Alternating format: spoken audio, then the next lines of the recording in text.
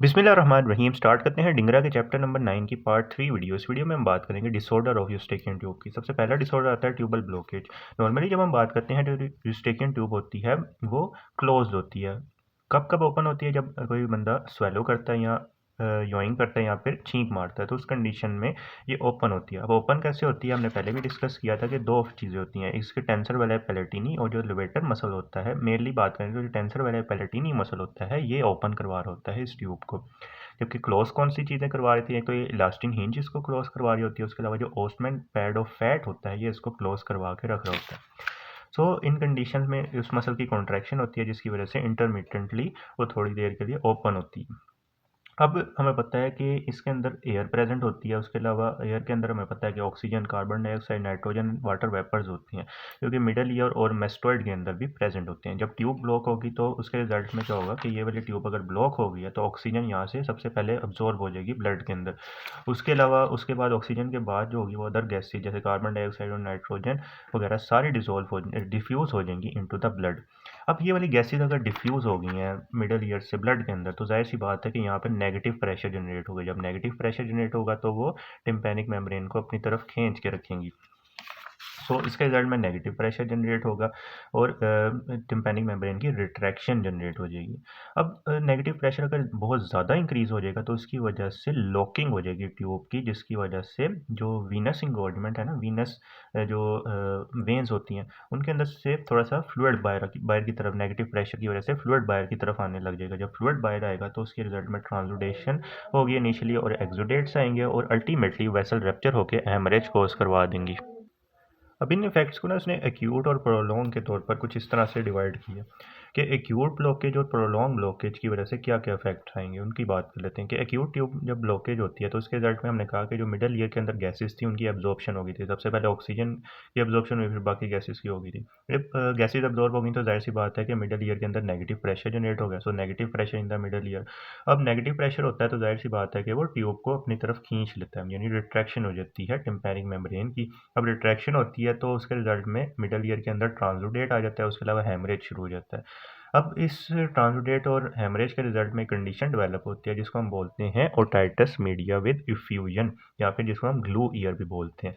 तो ये acute cases में होता है। नेक्स्ट, प्रोलॉन्ग अगर ट्यूब ब्लॉकेज हो गई है तो उसके रिजल्ट में क्या होगा कि ओटाइटिस मीडिया विद एफ्यूजन तो होगा जिसमें थिन वाटरी और म्यूकोइड डिस्चार्ज आ रहा होगा। तो उसके रिजल्ट में क्या होगा कि या तो टिम्पैनिक मेम्ब्रेन के अंदर रिट्रैक्शन पॉकेट्स, बहुत ज़्यादा रिट्रैक्शन की वजह से रिट्रैक्शन पॉकेट्स जनरेट हो जाएंगी, या फिर कोलेस्टियाटोमा जनरेट हो जाएगा। अब कोलेस्टियाटोमा बेसिकली जो स्क्वेमस एपिथेलियम की इन्वेजन होती है उसकी वजह से कोलेस्टियाटोमा मिडल ईयर के अंदर आ जाएगा। और उसके अलावा इसमें हमें पता है कि जब रिट्रैक्शन पॉकेट जनरेट होती हैं, कोलेस्टियाटोमा जब होता है तो वो आकर जो मिडल ईयर की बोन्स होती हैं उनके अंदर इरोजन करवा सकता है। सबसे कॉमनली जो इरोजन करवाता है वो इस जॉइंट के करवाते हैं, यानी इनक्यूडोस्टेपिडियल जॉइंट जो होता है उसकी सबसे ज़्यादा इरोजन हो जाती है।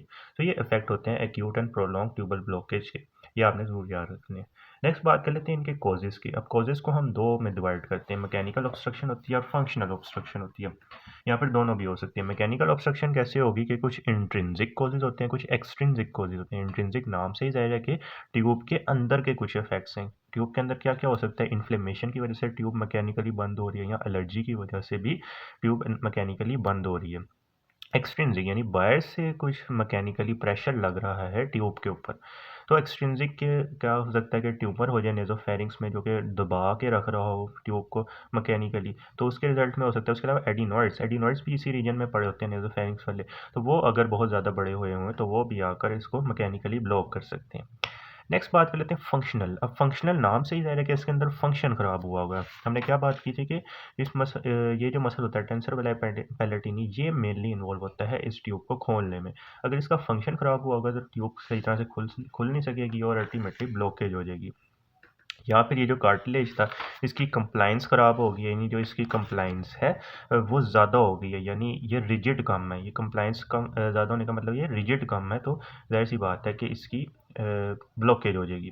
अब पेशेंट किन कंप्लेंट्स के साथ आएगा, उसको ओटेल्जिया होगा, ईयर पेन होगी यानी जो कि माइल्ड भी हो सकती है, स्फेयर भी हो सकती है। हेयरिंग लॉस होगा, हेयरिंग लॉस होगा क्योंकि नेगेटिव प्रेशर जनरेट हुआ है, तो जिसकी वजह से जो ऑसिकल्स हैं वो सही तरह से मूव नहीं हो पा रही और अल्टीमेटली हेयरिंग लॉस हो जाएगा।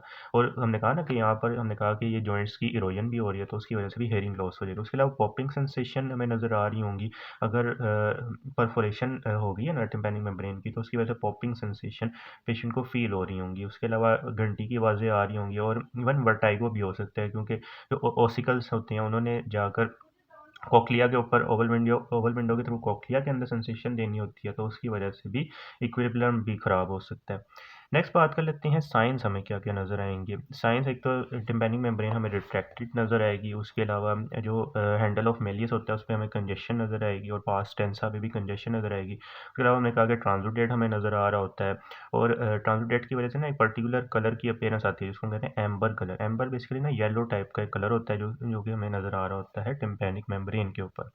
उसके अलावा चूँकि फ्लूइड बढ़ जाता है तो मिडल ईयर में तो हमारे पास कंडक्टिव हेयरिंग लॉस हो जाता है। उसके अलावा अगर स्फेयर केसिंग है ना, तो हम जैसे बैरोट्रोमा में हम डिस्कस करते हैं कि रैपिड प्रेशर चेंज, जैसे कोई बंदा बहुत जल्दी असेंड किया एयरप्लेन में या बहुत जल्दी डिसेंड किया, तो प्रेशर के बहुत ज़्यादा चेंज होने की वजह से जो टिम्पैनिक मेम्ब्रेन है वो इस हद तक रिट्रैक्टेड हो जाती है कि उसके अंदर हेमरेजेस शुरू हो जाते हैं, जो कि अल्टीमेटली परफोरेशन भी कॉज करवा देते हैं। अब इस टेबल के अंदर उसने कुछ कॉजेज डिस्कस किए हैं यूस्टेकियन ट्यूब की ऑब्स्ट्रक्शन की। अब यूस्टेकियन ट्यूब की ऑब्स्ट्रक्शन कैसे कैसे हो सकती है कि अपर रेस्पिरेटरी इन्फेक्शन है, वायरल या बैक्टीरियल, एलर्जी की वजह से हो सकते हैं, साइनोसाइटिस की रिजल्ट में हो सकते हैं, नेजल पॉलिप्स जो होते हैं वो यूस्टेकियन ट्यूब को बंद करवा सकते हैं। नेजल सेप्टम के साथ अभी हमने डिस्कस किया था कि ये नेजल सेप्टम था, उसके साथ ही यहाँ पे ओपनिंग प्रेजेंट है, अगर डेविएटेड नेजल सेप्टम है तो वो भी इसकी ब्लॉकेज करवा सकते हैं। नेजोफेरिंग्स के अंदर कोई भी ट्यूमर प्रेजेंट है या मास प्रेजेंट है वो भी करवा सकता है। उसके अलावा अगर एडिनोइड्स की हाइपरट्रॉफी हुई है वो भी इसकी ब्लॉकेज करवा सकता है। क्लेफ्ट पैलेट अगर होगा तो भी हमारे पास ये वाली कंडीशन डेवलप होती है। अब ये कैसे होती है इसकी अभी हम थोड़ी देर बाद बात भी करेंगे। उसके अलावा सब म्यूकस क्लेफ्ट पैलेट होता है। डाउन सिंड्रोम की भी अभी हम बात करेंगे। उसके अलावा फंक्शनल हमने बात कर ली। सो नेक्स्ट कंडीशन आती है adenoids and Eustachian tube function. Adenoids की हाइपरट्रोफी से कैसे जो होता है वो ट्यूब ब्लॉक होती है या फिर ट्यूब का डिसफंक्शन होता है, उनकी बात अब अभी हम करने लगे। अब एक तो एडिनोइड्स अगर बड़े हुए हैं तो वो मैकेनिकली जाकर ट्यूबल की ओपनिंग को ऑब्स्ट्रक्ट कर देंगे। उसके अलावा जो एडिनोइड्स होते हैं वो पैथोजेनिक ऑर्गेनिज्म के रेजरवायर के तौर पर भी एक्ट कर रहे होते हैं। उसके अलावा एलर्जी के केसेस में जो एडिनोइड्स होते हैं वो मास्ट सेल को रिलीज करते हैं, जिसकी वजह से इन्फ्लेमेटरी रिस्पॉन्स जनरेट होता है। तो इस केस में हम जाहिर सी बात है कि एडिनोइडेक्टमी परफॉर्म कर देंगे ताकि ट्यूबल ब्लॉकेज को हम प्रिवेंट कर सकें। नेक्स्ट कंडीशन आती है cleft palate and tubal function का क्या रोल है। क्लेफ्ट पैलेट में बेसिकली ना क्लेफ्ट पैलेट के साथ वाले स्ट्रक्चर भी इन्वॉल्व हुए होते हैं। कौन कौन से स्ट्रक्चर, जैसे टोरस ट्यूबेरिस, टोरस ट्यूबेरिस बेसिकली जहाँ पर नेजोफेरिंक्स के अंदर ये वाली ओपनिंग होती है ना इसकी टिम्पैनिक यूस्टेकियन ट्यूब की, वहाँ पर एक एलिवेशन सी प्रेजेंट होती है, उसको हम टोरस ट्यूबेरिस बोलते हैं। टोरस ट्यूबेरिस की एबनॉर्मेलिटी की वजह से क्या होगा कि यहाँ पर बहुत ज़्यादा इलास्टिन डेंसिटी हो जाएगी। इलास्टिन डेंसिटी हमने कहा कि ये वाली जो इलास्टिन हिंज होता है ना, ये इसको बंद कर देता है, तो इसकी बहुत ज़्यादा डेंसिटी की वजह से ये बंद कर देगा इसको।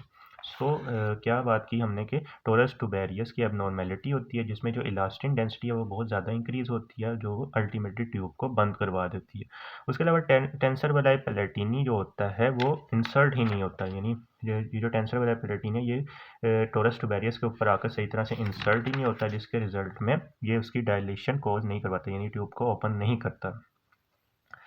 नेक्स्ट बात कर लेते हैं डाउन सिंड्रोम और ट्यूबल फंक्शन का क्या इफेक्ट होता है कि डाउन सिंड्रोम में जो यूस्टेकियन ट्यूब का फंक्शन है वो भी ख़राब हुआ होता है। क्यों ख़राब हुआ होता है? क्योंकि टेंसर वेलाई पैलेटिनी मसल की टोन ख़राब हुई होती है और जो नेजोफेरिंक्स होती है उसकी शेप भी एबनॉर्मल होती है। तो जो डाउन सिंड्रोम के पेशेंट्स बच्चे होते हैं उनमें फ्रीक्वेंटली ओटाइटिस मीडिया या फिर ओटाइटिस मीडिया विद एफ्यूजन हो रहा होता है। नेक्स्ट आता है बैरोट्रोमा। बैरोट्रोमा बेसिकली हम नेक्स्ट चैप्टर में डिटेल से डिस्कस करेंगे। इसमें ये हो रहा होता है कि रैपिड असेंड या डिसेंड के रिजल्ट में प्रेशर चेंजेस की वजह से जो ट्यूब का फंक्शन होता है वो ख़राब हो जाता है। तो इसकी हम नेक्स्ट चैप्टर्स में जाकर बात करेंगे। नेक्स्ट हम बात कर लेते हैं रिट्रैक्शन पॉकेट्स एंड यूस्टेकिन ट्यूब की। अब हमने कहा कि मिडल ईयर के अंदर जब भी नेगेटिव प्रेशर जनरेट होता है तो उसके रिजल्ट में जो टिम्पैनिक मेम्ब्रेन है वो रिट्रैक्टेड पोजीशन के अंदर आ जाती है और अल्टीमेटली उसके अंदर रिट्रैक्शन पॉकेट्स जनरेट होती है, उनके अंदर डेब्रिस वगैरह इकट्ठा होने लग जाता है, तो अल्टीमेटली वो आकर जो ऑसिकुलर चेन होती है उसकी भी एरोजन करवा देते हैं। सो मिडल ईयर क्लेफ्ट की जब हम बात करते हैं ना, तो मिडल ईयर क्लेफ्ट के अंदर कौन कौन से स्ट्रक्चर आते हैं भला, आपको याद होगा। मिडल ईयर की जब हमने नेट में डिस्कस की थी तो मिडल ईयर क्लेफ्ट में कौन कौन से स्ट्रक्चर हमने कहा था कि होते हैं। तो मिडल ईयर क्लेफ्ट में एक तो मिडल ईयर होता है, उसके अलावा एटिक, एडिटस और एंट्रम वाला पोर्शन आ रहा होता है। तो ये वाले स्ट्रक्चर होंगे तो इनके अंदर हमें पता है कि नॉर्मली एयर प्रेजेंट होती है। सो एयर जो होती है वो मीजोटिम्पैनियम से पास होकर आती है एटिक में, फिर एडिटस में आती है, फिर antrum and mastoid air cells में आती है। सो मीजोटिम्पैनियम की भी दोबारा से डिस्कस कर लेते हैं कि मीजोटिम्पैनियम ये वाला पोर्शन था मिडल ईयर का, ये वाला जो सारा पोर्शन है ये मीजोटिम्पैनियम वाला पोर्शन है। तो यहाँ से जो एयर होती है वो फॉर एग्जांपल मीजोटिम्पैनियम ये वाला पोर्शन, यहाँ से एटिक, एडिटस, एंट्रम और अल्टीमेटली मेस्टोइड एयर सेल्स में ये सारी एयर पास होती रहती है। अब जो मीजोटिम्पैनियम है ना, ये एटिक से कम्युनिकेशन में होती है through positive anterior and posterior एस्थमाई। अब ये तो काफ़ी ना एनाटमी के रिलेटेड चीज़ें होती हैं, इसकी मैं साइड पे इमेज लगा दूंगा, वहाँ से आपने थोड़ा सा टैली करते जाना है, मोटा मोटा आइडिया हो तो अभी ये इनफ होता है। जैसे एंटीरियर इस्थमस जो होता है वो टेंसर वेला पैलेटिनी मसल के टेंडन और जो स्टेपीज होता है उन दोनों के दरमियान होता है, इस इमेज के अंदर आपको नज़र भी आ रहा है। उसके अलावा जो पोस्टीरियर इस्थमस होता है वो स्टेपीजियस मसल, जो पिरामिड होता है ना, उसके अलावा जो शॉर्ट प्रोसेस ऑफ इनकस होते हैं, इन तीन स्ट्रक्चर्स के दरमियान पोस्टीरियर इस्थमस प्रेजेंट होता है।